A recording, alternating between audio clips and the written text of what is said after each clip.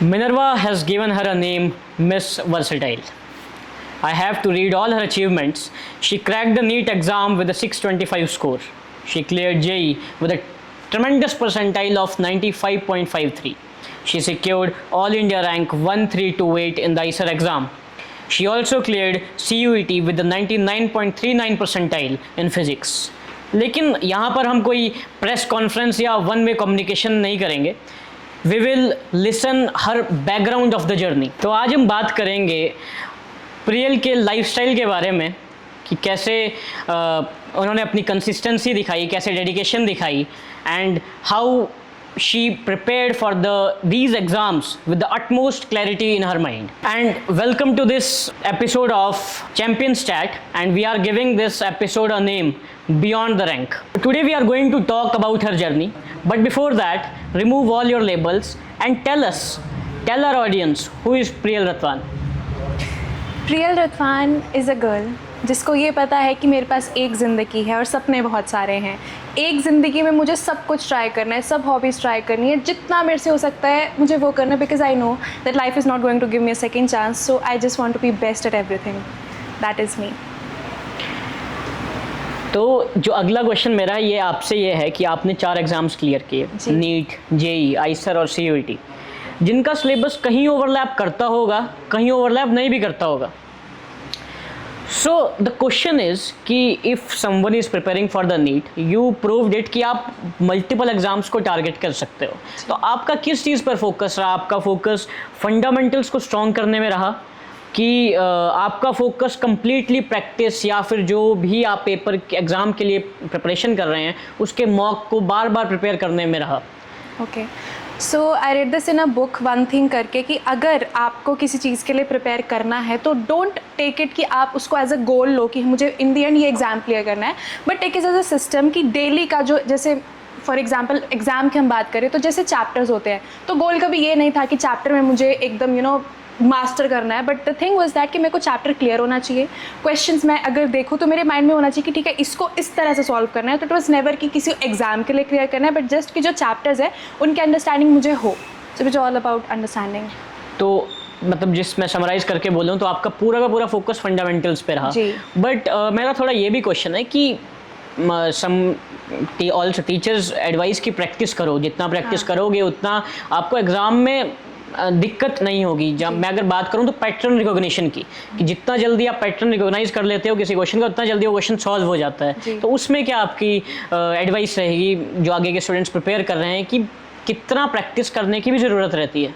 Practice तो बहुत ज़रूरी होती है. मोस्टली मैं बताऊं तो अगर कोई चैप्टर ऐसा है कि जिसको आपको कॉन्फिडेंस नहीं आ रहा है, ज़्यादा क्लैरिटी नहीं आ रही है, तो पहले उसके आप 100 क्वेश्चंस कर लोगे ना, आपको खुद क्लैरिटी मिल जाएगी. मेरे साथ ऐसा होता था 11th में, मेरा कभी मूड नहीं होता था पढ़ने का, तो माई थिंग वाज दैट कि फिजिक्स से क्वेश्चन खोले, क्वेश्चंस कर लिए, ताकि एक वो भी हो दिमाग में गिल्ट ना रहे कि कुछ क्या नहीं. तो क्वेश्चंस तो मैं आई थिंक मैंने 1000 से भी काफ़ी ज़्यादा क्वेश्चन किए थे, बहुत सारी बुक्स, बहुत सारे क्वेश्चन. तो क्वेश्चन तो एट मोस्ट इंपॉर्टेंस पे आते हैं. जी बिल्कुल. तो मतलब आपका है कि हाँ, परसेंटेज मतलब ठीक तालमेल बना के रखिए, कितनी प्रैक्टिस करनी है, कितना फंडामेंटल्स करना है, दोनों ही बहुत इंपॉर्टेंट है. सो एक और मेरा थोड़ा सा फन क्वेश्चन है कि जैसे कि सारे बोलते हैं कि यार ग्रुप स्टडी सेशंस जैसे होते हैं, तो कई बोलते हैं कि ग्रुप स्टडी सेशंस करने नहीं चाहिए, बहुत ही बेकार होते हैं, कि आप ग्रुप स्टडी करने बैठते हो और आपकी बहुत ज़्यादा बातें शुरू हो जाती हैं, गप्पें शुरू हो जाती हैं और आप बहुत डिस्ट्रैक्ट हो जाते हो. बट कहीं मेरे को ऐसा भी लगता है कि ग्रुप स्टडी सेशन कभी कभी कर भी लेने चाहिए, क्योंकि जो आप ये कोई एक रेस तो नहीं है कि 100 मीटर्स की रेस है, बड़ी लंबी मैराथन है. अगर आप 2 साल के लिए प्रिपेयर कर रहे हो, 3 साल तक प्रिपेयर कर रहे हो, तो लंबी मैराथन है. कभी कभी अगर आपको स्ट्रेस रिलीव करने का मौका मिले तो कभी कभी ग्रुप स्टडी सेशन रख भी लेने चाहिए आपस में फ्रेंड्स के साथ. तो आप क्या सोचते हैं इस बारे में? ग्रुप स्टडी सेशंस में ये कहूँगी, देखो वैसे अगर तो आप क्वेश्चंस प्रैक्टिस कर रहे हो फिर तो आपको अकेले करने चाहिए, क्योंकि आपको अपने टाइम का भी ध्यान रखना होता है, आप एक क्वेश्चन को कितना दे रहे हो. लेकिन अगर चैप्टर डिस्कशन है, जैसे हमें टीचर्स चैप्टर्स पढ़ाते हैं, वो भी एक तरह का ग्रुप डिस्कशन ही होता है. टीचर हमें समझा रहे हैं, हमारे पॉइंट ऑफ व्यू ले रहे हैं, that is also kind of group discussion. हमारे साथ ऐसा होता था, हम स्कूल में पढ़ रहे हैं, कोई डाउट आ गया, कुछ नहीं समझ आ रहा, तो डिस्कस करके फ्रेंड्स से कि उनका क्या पॉइंट ऑफ व्यू है, तो वो हमें और क्लैरिटी मिलती थी. कुछ टिप्स ट्रिक्स हैं तो वो हमें बता देते थे. ग्रुप स्टडी सेशंस इंपॉर्टेंट होते हैं, बट वहीं आपको सेल्फ स्टडी निग्लेक्ट बिल्कुल नहीं करनी है. जब आप क्वेश्चन प्रैक्टिस कर रहे हो, जब आप कुछ मेमोराइज कर रहे हो, तो you need silence, you need a place कि आप अच्छे से फोकस कर पाओ. तो दिस इज माय ओके, मतलब आपका है कि कभी कभी रख भी लेने चाहिए, मतलब ठीक है, ऐसा नहीं है कि बिल्कुल ही मना ही कर दिया कि that depends on the environment, the people you have around. अगर उनका भी ऐसा है कि दे आर आल्सो फोकस्ड, तो आपको डिस्ट्रैक्ट नहीं होने देंगे।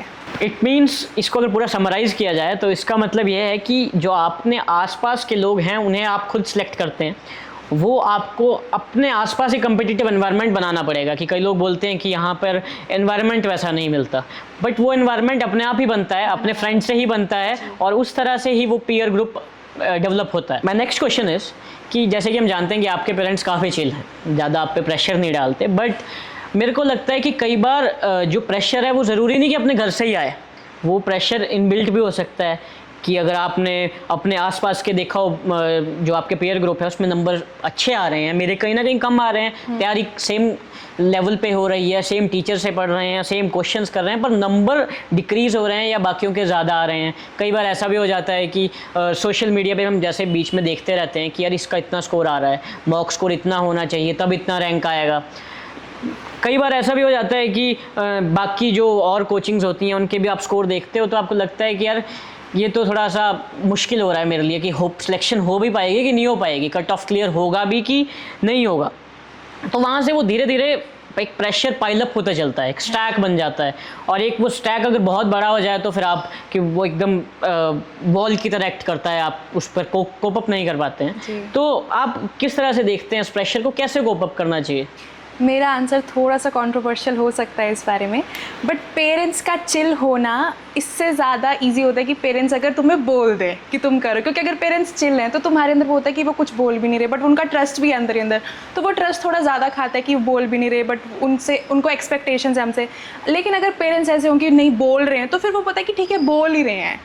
तो वो मेरे साथ केस था। हाँ, मेरे को मुँह पे नहीं बोलते थे कि तू पढ़, तू अच्छे नंबर ला, बट कहीं ना कहीं मुझे पता था कि इनको मुझसे एक्सपेक्टेशंस हैं, और वो बोल भी नहीं रहे। तो अंदर ही अंदर बहुत चीज़ें ऐसी थी, जैसे मैंने ऑनलाइन टेस्ट सीरीज़ ली थी, उसमें मेरा स्कोर इतना अच्छा नहीं रहता था कभी भी, बट द पीपल वहाँ पे जो टॉप रैंकर्स थे उनका स्कोर हमेशा आता था 700, 710, 715 था। उससे कि यार मैं भी वही पढ़ रही हूँ, वो भी वही पढ़ रहे हैं।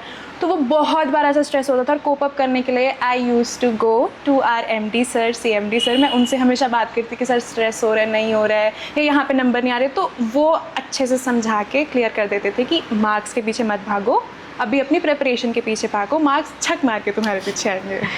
So she just repeated the dialogue from a movie. But एक पॉइंट हमें बहुत अच्छा मिल गया यहाँ से कि कई बच्चे बोलते हैं कि हमारे पेरेंट्स ना बहुत तंग करते हैं। तो जैसे कि प्रियल ने बोला कि पेरेंट्स का बोलना भी बहुत इंपॉर्टेंट है, कि अगर पेरेंट्स आपको बोल रहे हैं तो ठीक है, मतलब वो आपका देख रहे हैं, सामने हैं आपके, वो जो भी है उनके सामने उनको दिख रहा है, जितनी उनको एक्सपेक्टेशन है आपको फील हो रही है, ऐसा नहीं है कि कुछ बैक डोर पे कुछ अलग ही हो रहा है। So we got a point कि अगर पेरेंट्स बोल रहे हैं तो सुनो, उसके हिसाब से चलो फिर। तो प्रियल, आज जैसे कि आप अपने इंस्टाग्राम पे भी बहुत ही वीडियोस बनाते रहते हैं, सोशल मीडिया पे आप बहुत एक्टिव रहते हैं, तो बहुत लोग कहते हैं कि ये तो ऑलराउंडर है, गॉड गिफ्टेड होंगी। सो मेरा थोड़ा सा इसमें ये भी व्यू है कि हाँ, जब लोग किसी पर्सन को देखते हैं कि ये सब कुछ कर रहा है तो वो सारा फ्रंट देख रहे होते हैं। बहुत से लोग ये मिस कर जाते हैं कि उससे पीछे मतलब वो क्यों, मतलब बैक डोर उसका माइंड में क्या चल रहा है, तो उसकी बैकग्राउंड जर्नी उसमें क्या रह रही है, मतलब वो क्या फुली पैशन ड्रिवन है, या वो कई चीज़ें हैं कि वो नहीं करना चाह रही पर फिर भी वो कर रही है, वो कोशिश लगातार कर रही है और वो इम्प्रूव करती जा रही है। तो आप अगर हर चीज़ में आपको करना है तो आपको धीरे धीरे अपना दिन में कुछ ना कुछ टाइम देना पड़ता है, डिवाइड करना पड़ता है, जिसके लिए आपको कंसिस्टेंसी चाहिए, आपको प्रॉपर टाइम टेबल चाहिए। सो मेरा क्वेश्चन आपसे ये है कि ये जो लेबल है गॉड गिफ्टेड वाला, आप इस पे ज़्यादा बिलीव करते हैं या कोई आप हार्ड वर्किंग, कंसिस्टेंसी या टैलेंट पे थोड़ा ज़्यादा बिलीव करते हैं? ये जो वर्ड आपने यूज़ किया गॉड गिफ्टेड, इसकी एक्चुअली मेरे पास एक बैक स्टोरी है। 11th में मेरे एक टीचर थे जिन्होंने मुझे ये बोला कि तू तो गॉड गिफ्टेड है, तेरे लिए तो सब कुछ आसान होता है, तू तो अच्छे से इजीली नंबर ला सकती है और तेरे को किस बात का टेंशन है। And I don't know for some reason मुझे उस टाइम बहुत बुरा लगा, क्योंकि मुझे पता है कि I am doing hard work for all this things that I am getting, और अगर उसको कोई ये टैग दे दे कि तो गॉड गिफ्टेड है, इसको तो बिना सब मेहनत करे सब मिल रहा है, तो वो बुरा लगता है। 1-2 दिन मुझे बुरा लगा। 3rd डे जाके मैंने उनसे बात की, आपको ऐसा क्यों लगता है, why do you think I am God gifted, just because I am doing all the things, just because I am trying out all the things. ऐसा नहीं है कि मैं कुछ चीज़ कर रही हूँ, लाइक मेरे को डांस, म्यूजिक सब कुछ करना पसंद है, बट ऐसा नहीं है कि मैं हर एक चीज़ में एकदम अच्छी हूँ। लाइक इट्स जस्ट दैट कि I am the jack of all trades but I am master of none. तो वो चीज़ पहले मुझे बुरी लगी, बट देन आई थॉट कि even if people think I am God gifted तो उसमें बुरा क्या है. Being a gift of God, being God's favourite child is not a bad thing. और अगर God has made me capable कि मैं नई चीज़ें ट्राई करूँ, इट्स अ गुड थिंग. अब मेरे साथ ही होता था, जैसे लोग भी मुझे अभी भी मेरे को बहुत ऐसे DMs वगैरह आते हैं कि आप तो यूट्यूब पे भी डालते थे, डांस भी करते थे, गाना भी गाते थे, स्कूल में डिबेट्स थी, मैंने कल्चरल एक्टिविटीज़ में भी कोई एक्टिविटी मैंने मिस नहीं करी थी. तो मुझे ये होता था कि पढ़ाई से, पढ़ तो सभी रहे हैं, मैं भी पढ़ती थी, तो मेरे को 2-3 दिन में एक आउटलेट चाहिए होता था अलाइव फील करने के लिए. बिकॉज ऑब्वियसली पढ़ना किसी को नहीं पसंद होता, एंड एग्ज़ाम में ऐसा होता आप एक ही चैप्टर बार बार पढ़ रहे हो, तो कहीं ना कहीं वो बर्न आउट हो जाती थी, मैं स्ट्रेस हो जाता था. तो जस्ट टू फील अलाइव कि हाँ मेरी लाइफ भी थोड़ी हैपनिंग है, मेरे को 2-3 दिन में एक बार ऐसा होता था कि आप मैं डांस कर लूँ या मैं कुछ एक्टिविटी में पार्ट ले लूँ. तो वो बचपन से ऐसा था कि अपने आप को लाइफ फील करने के लिए यू शुड परस्यू हॉबीज़ जो आपको एक्चुअल पसंद है, कि आपको अपने लाइफ का पर्पस पता हो कि you are not just living but you are enjoying it, you are happily living. And I don't think लोग ऐसा क्यों सोचते हैं कि आपको और चीज़ों के लिए टाइम निकालना पड़ता है.